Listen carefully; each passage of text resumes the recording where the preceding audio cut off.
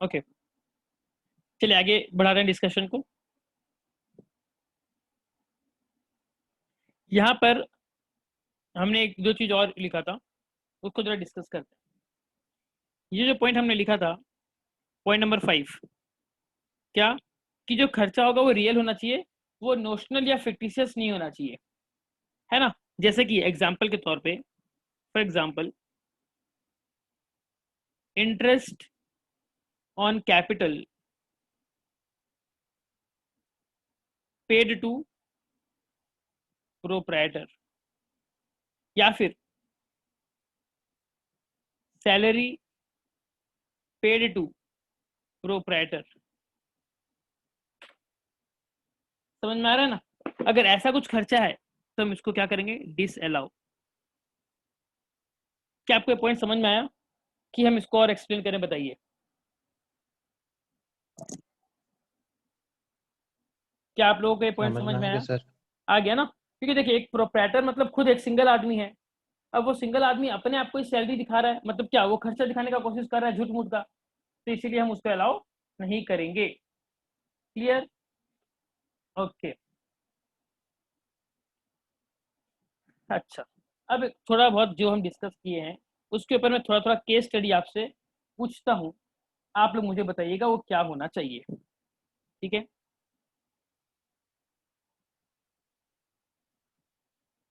Expenses on management, ये आप लोग नहीं लिखेंगे तो भी चलेगा, बस खाली आपका डिस्कशन मुझे चाहिए यहाँ पर। Expenses on management of temple in factory premises. होता है, आप लोग देखे हो ऐसे बहुत सारे फैक्ट्री वगैरह में, जैसे आप एंट्रांस करोगे तो पूरे बहुत बड़ी फैक्ट्री है, वहां पर एक अलग से मंदिर बना दी गई है, और ताकि जो भी वहाँ के एम्प्लॉय लोग हैं वो लोग मंदिर में जाके पूजा पाठ कर सकें। ठीक है। तो उस मंदिर को मेंटेन करने के लिए पुजारी का खर्चा लगता होगा, फ्लावर्स लगते होंगे, एंड बाकी पूजा सामग्री वगैरह लगती होगी। तो इन सब चीज में बिजनेस का खर्चा हो रहा है।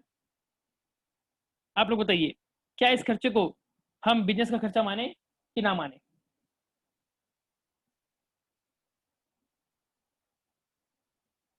बताइए, क्या हम इस खर्चे को बिजनेस का खर्चा माने या ना माने? मानेंगे सर। मानेंगे सर। मानेंगे। क्यों मानेंगे, ऐसा आपको क्यों लग रहा है, क्या फीलिंग आ रही है आपको? क्योंकि वही बिजनेस के कैंपस के अंदर ही तो है ना, मतलब और वही एक चीज सर, एम्प्लॉय जो के भी लिए। दान में मिलेगा, मतलब जो भी कुछ भी दान देंगे तो वो भी तो इनकम में जुड़ जाएगा बाद में। चलिए ठीक है, अब आप जो बोल रहे हो ये हमारा फैक्ट्री है, ठीक है। फैक्ट्री के जस्ट ये जो हमारा ये फैक्ट्री का एंट्रेंस गेट है, और एंट्रेंस गेट के बाहर यहाँ पर मंदिर है। अब और ये मंदिर का सारा खर्चा कौन देता है? कंपनी देती है।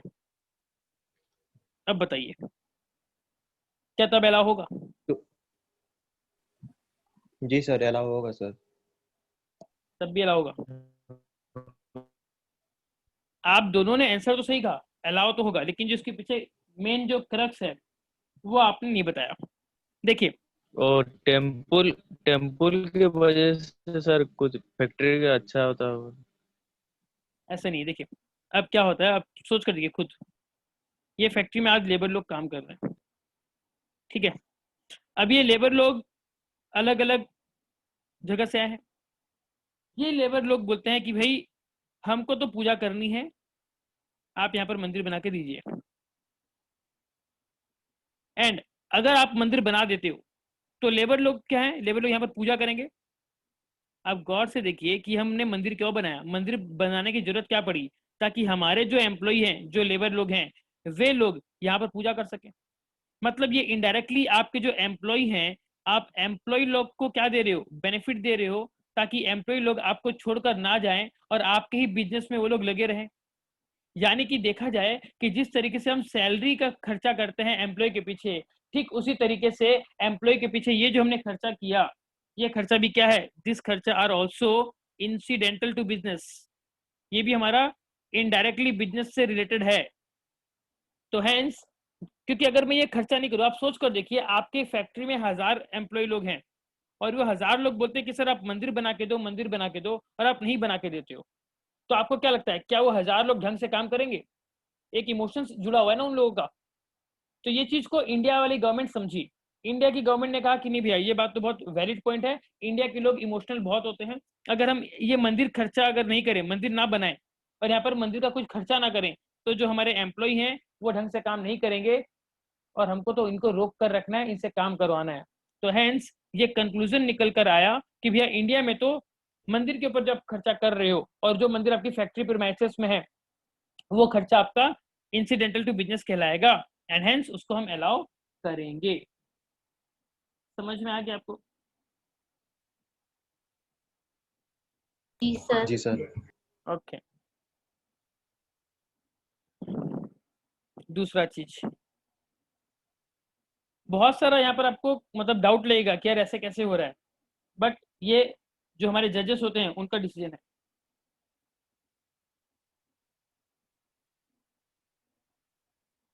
मिस्टर डिफॉल्टर,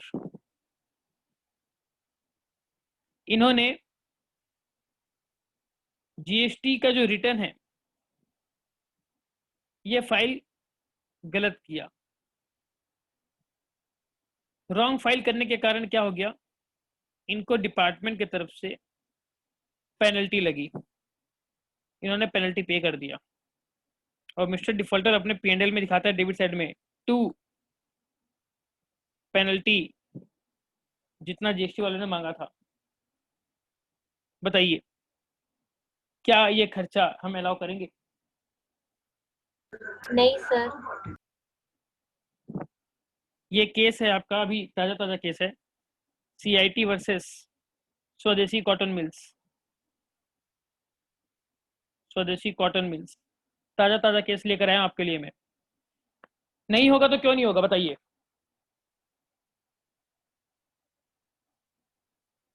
सर बिकॉज ये मतलब उसका गलती की वजह से हुआ है, बिजनेस के मतलब बिजनेस का पर्पस से नहीं हुआ है, उसने मतलब गलत फाइल किया तो उसको पेनल्टी पे करना पड़ा। यस, ये चीज पहले वाले एक्ट में भी थी। यहाँ पर ये बोला गया है कि भी हम इनकम टैक्स के नजर से आपको वो सारे खर्चे अलाउ करेंगे जो बिजनेस का हो, लेकिन अगर आप कुछ, ये पेनल्टी क्यों लगी? पेनल्टी इसलिए लगी क्योंकि उसने जो लॉ है, कौन सा लॉ है? जीएसटी लॉ है, उसने उसका कोई भी प्रोविजन का क्या किया होगा? वायलेशन किया होगा। मतलब आप नियम तोड़ रहे हो। ये एक्ट भी किसका है? ये भी तो गवर्नमेंट का ही है। तो उन्होंने कहा कि अगर आप हमारे एक्ट को तोड़ रहे हो और हम उस एक्ट को तोड़ने का भी अगर आपको हम परमिशन दे दें तो भैया क्या मतलब होगा? तो हेंस अगर कोई भी एक्ट हो, कोई भी लॉ हो, उस लॉ को तोड़ने के लिए अगर आपको कोई भी अगर पेनल्टी अगर चुकानी पड़े तो भैया हम उस खर्चे को आपका बिजनेस का खर्चा नहीं मानेंगे। तो हेंस ये आपका डिस अलाउड हो जाएगा। समझ में आया आपको? जी सर। Yes sir. ओके। उसके बाद एक और है, वो आप लोग बताइए, इसी से रिलेटेड। ये क्या है आपका कि एक एसएससी है, ठीक है? एसएससी कौन है आपको नाम लिख देता हूं। एसएससी ये भी ताजा केस है, West End Indian State Motors. West End Indian State Motors, इस एसएससी ने क्या किया? इंटरेस्ट पेड किया।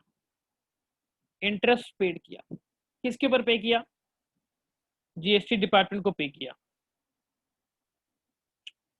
किस लिए किया? क्योंकि इसका टैक्स बाकी था ऑन टैक्स एरियर्स। बताइए इसने ये पे किया अलाउ होगा सर। और इसने अपने P&L में यहाँ पर दिखा दिया टू इंटरेस्ट ऑन जीएसटी। क्या ये अलाउ होगा? अगर होगा तो क्यों, और अगर नहीं होगा तो क्यों? अलाउ होगा सर। अलाउ होगा। क्यों अलाउ होगा? क्यों होना चाहिए?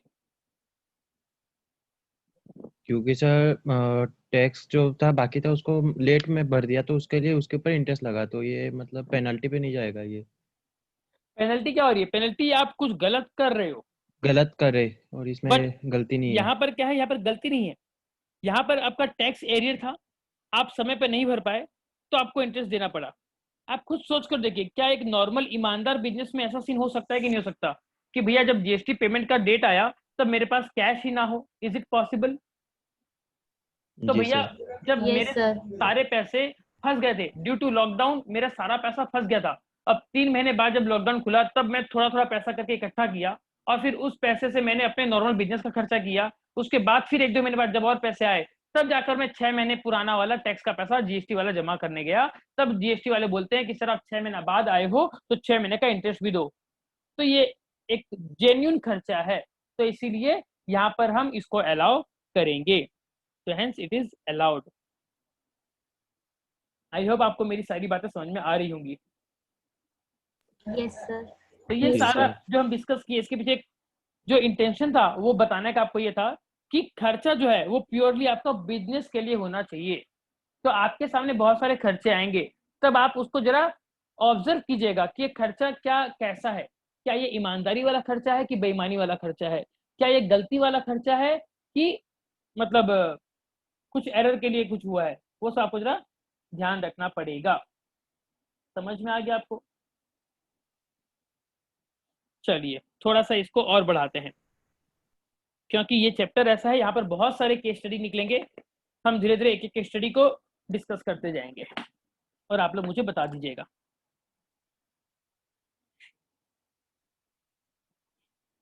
ये है मिस श्वेताक्षी।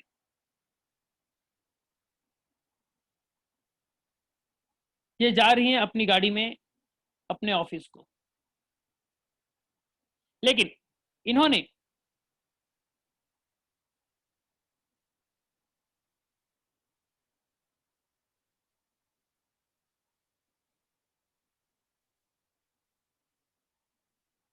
मास्क नहीं पहना था। इतना गंदा चेहरा, कोई बात नहीं। इन्होंने मास्क नहीं पहना था। रास्ते में मिल गए अंकल। कौन अंकल? ट्रैफिक वाले। ट्रैफिक वालों ने क्या बोला? मास्क नहीं पहने हो, लगाओ पेनल्टी। इसने खुशी खुशी पेनल्टी दे दिया। फिर जब ये ऑफिस पहुंचे, इन्होंने अपना प्रॉफिट लॉस के डेबिट साइड में लिख दिया 2 ट्रैफिक फाइन। बताइए अलाउ करें कि ना करें? नहीं नहीं सर। करेंगे। नहीं सर। डेफिनेटली नहीं होगा। नो, बिल्कुल नहीं। क्योंकि ये भी क्या बात हो गई, यहाँ पर आपने जो ट्रैफिक के जो रूल्स हैं, रूल्स का आपने क्या किया? वायलेशन किया। मतलब ये आपकी जानबूझकर बदमाशी है। आप इसको चाहते थे, आप इसको अवॉइड कर सकते थे, स्टिल आपने नहीं किया। समझ में आपको? तो इसीलिए ऐसे खर्चे को हम अलाउ नहीं करेंगे। क्लियर यहाँ तक? जी सर। ठीक है, थोड़ा सा और Yes, आगे sir. बढ़ते हैं। सर यस यस, सर बोलो। सर उस कार में मतलब सीट बेल्ट, सर उस कार अगर कंपनी होगा और उसमें सीट बेल्ट नहीं होगा तो उसके लिए फाइन लेंगे तो? तब भी चलेगा, तब भी मतलब डिसअलाउड। सीट बेल्ट भी ना पहने, ट्रैफिक रूल्स का आपने वायलेशन किया ना। सीट बेल्ट नहीं पहना कैसे है, सर? गाड़ी का नंबर नहीं है, गाड़ी का कागज नहीं है, इस सीट पर बेल्ट ड्राइवर। नहीं हो, नहीं सर गाड़ी में सीट बेल्ट नहीं होगा तो ऑफिस का होगा। भाई गाड़ी में अगर सीट बेल्ट नहीं है तो वो अपने आप में एक ऑफेंस है। आप ऐसी गाड़ी क्यों चला रहे हो जिसके अंदर सीट बेल्ट नहीं है? तो आपको तो ये देना ही पड़ेगा। ये भी अपने आप में एक वायलेशन ऑफ ट्रैफिक रूल्स है, तो तो इसको सर भी आप बोलो। हाँ तो यस सर। बताओ। हाँ सर, हाँ समझ में आया। समझ में आ गया ना? हाँ, अब ठीक है, एक चीज और बताइए। हाँ सर। ये है दुनिया की सबसे बड़ी कंपनी, और ये है मान लीजिए मानस एग्रो लिमिटेड, एक और कंपनी। मानस एग्रो लिमिटेड ने क्या किया?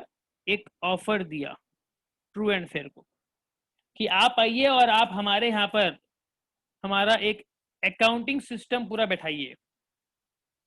हम चाहते हैं, मानस एग्रो कहता है कि हम चाहते हैं कि हम हमारा बिजनेस का अकाउंटिंग करें।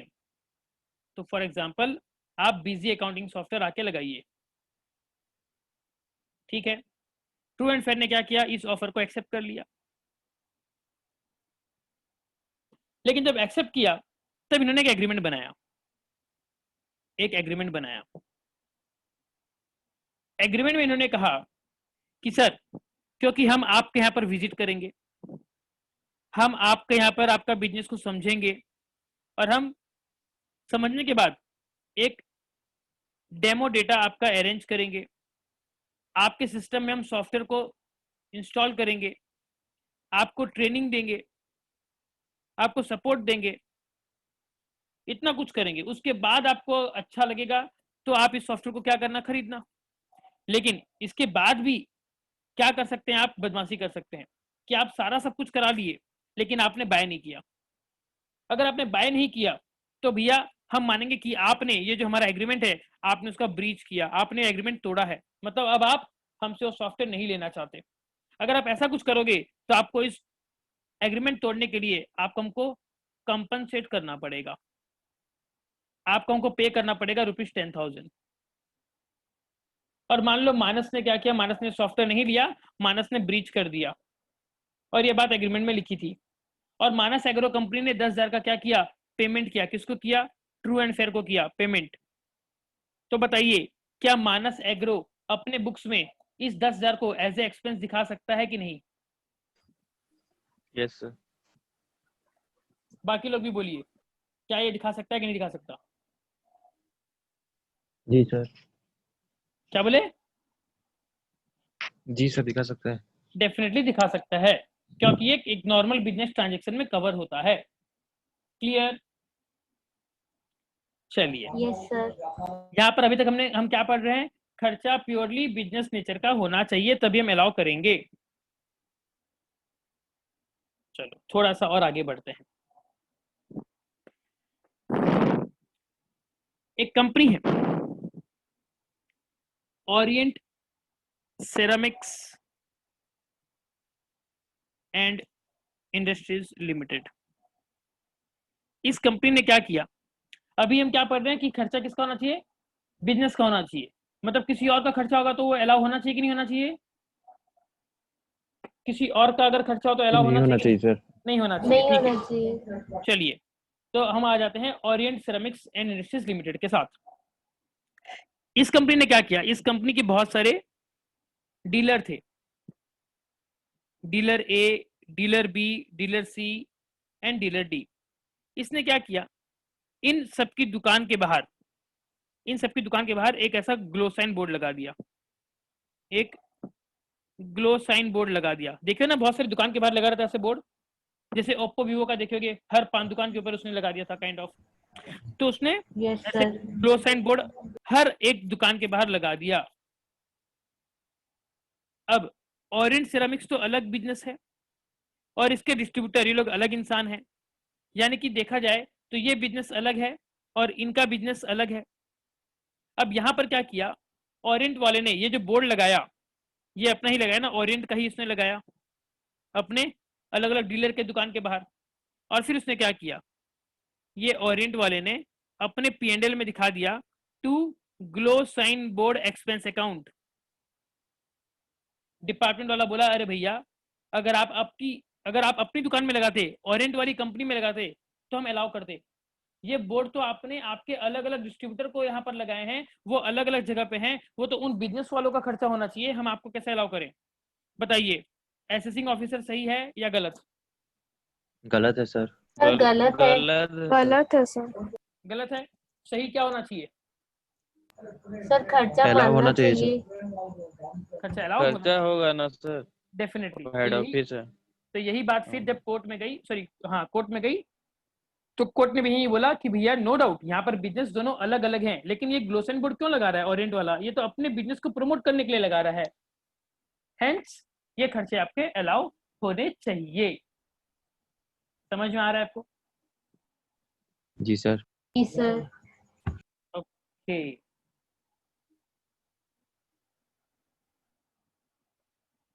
और जरा हाँ फिर से आते हैं एक और। आपको मजा आ रहा है ना केस स्टडी देख के, समझ के?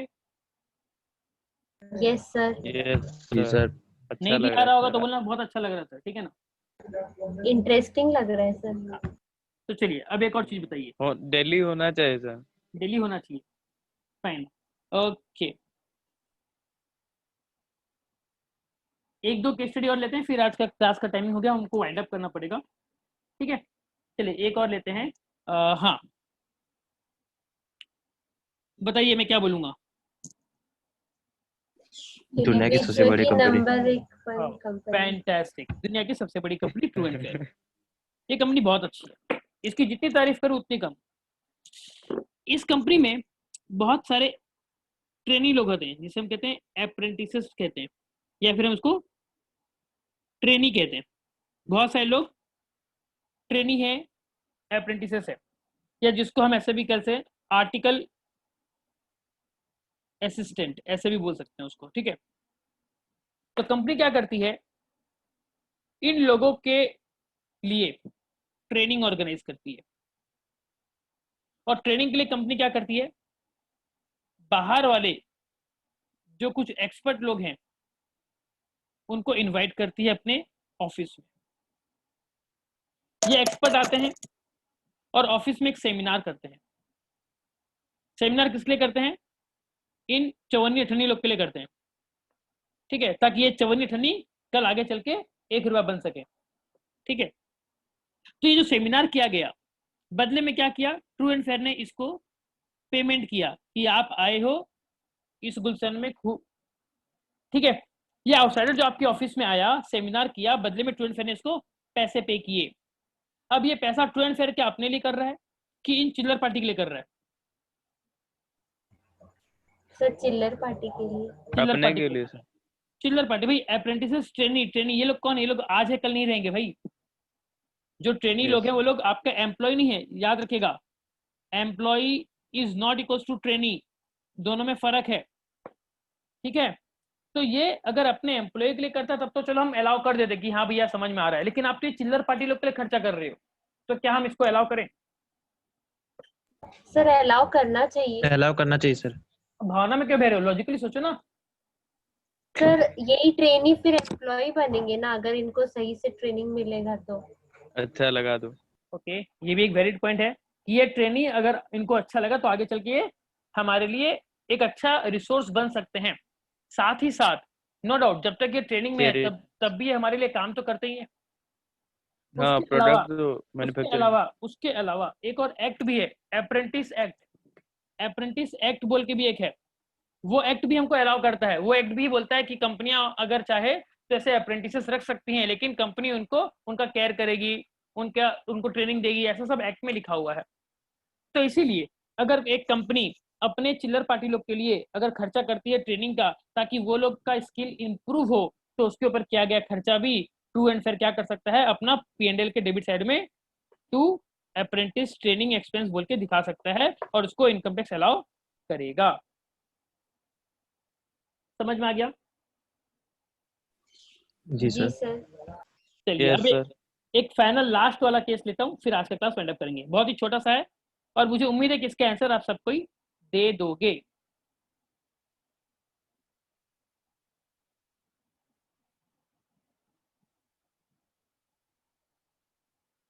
दुनिया की सबसे बड़ी कंपनी, बिजनेस का खर्चा होना चाहिए। हमने क्या पढ़ा कि जो भी खर्चा हो रहा है वो बिजनेस के लिए होना चाहिए, होली एंड एक्सक्लूसिवली।